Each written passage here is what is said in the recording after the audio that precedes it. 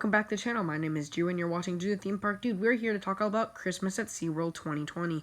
I was able to head out for the past couple days and was able to do all the rides and was able to do a bunch of stuff. So, it was pretty fun because it was the first time going since reopening, and I got a fun card, which means I'll be able to head in there until December 31st of 2021. So, yeah, I'm going to be doing a lot of videos there as well, especially when my other passes get out, because I'm probably not going to renew them right away. So SeaWorld will definitely be one of the parks I'll be heading to a lot. So I'm very excited. I was able to do Mako, Kraken, Manta, Journey to Atlantis, Infinity Falls, all of the big, nice rides. Sadly, Antarctica and Wild Arctic are the two indoor rides. They're both one's a dark ride, one's a simulator. They're both temporarily closed. But all the other rides had a great time on, and Infinity Falls I did in 60-degree weather, so I don't know how smart I was there. It was pretty fun, though. It was one party per, little spinny thing. Kraken was neat. I got stuck there for a few hours. I'll probably make a different video off of my experience on Kraken, because that was the first time I ever did Kraken, and I got stuck on the mid-course brake run for 20 minutes in the rain, so that was great. But Mako, Manta, they both ran very smooth. Manta has the nice G's on the pretzel loop, and Mako, my favorite hypercoaster, great airtime and all of that. But yeah, now going into Christmas, they had the Rudolph the Red-Nosed Reindeer walkthrough, which I did with my family, and I really did enjoy that. They had Bumble and Rudolph you could meet, as well as interactive stuff where you could touch a bun. I just kind of elbowed it, just so I didn't actually touch it with my jacket. So that was pretty neat. You get to walk through, you get to see the characters, you get to go in the Bumble's ice cave, you get to see, there's a lot of neat stuff there, and I definitely do think it was really neat. Sesame Street Land has a bunch of stuff, but I didn't really hang out there, because, there's really no point.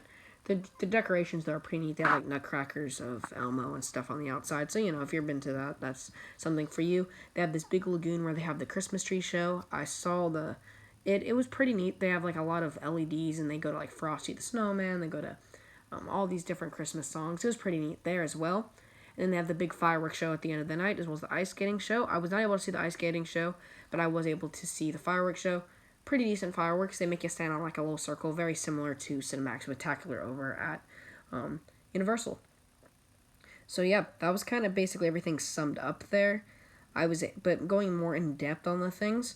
So there is a line to get to the Rudolph thing, I would say, and also for the ice skating show, you have to get there early, because if you don't get in, they'll close it at capacity and they'll make a park-wide announcement.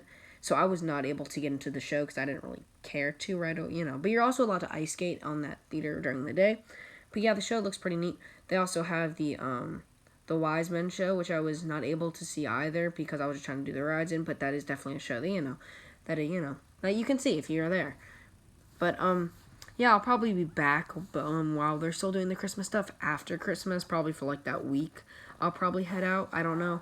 But yes, it was a really neat experience there at the park.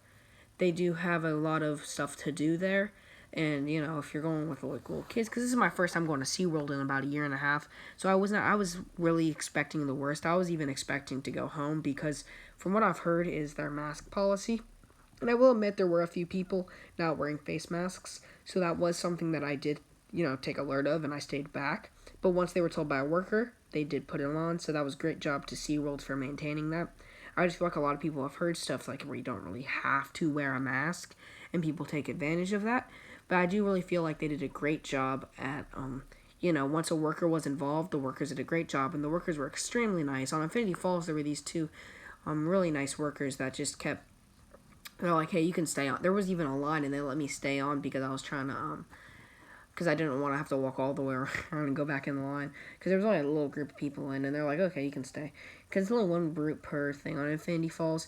It's a great ride. I did that for my first time. I did Kraken for my first time. They're just great rides, great attractions, and I really do feel like they are great rides. But yeah, Christmas you're allowed to meet you can meet Santa from a distance. And all the character meet and greets you have to see from a distance. And you are allowed to take your mask off for the photo, which I did because, you're allowed to. They do have Christmas face coverings you're allowed to get.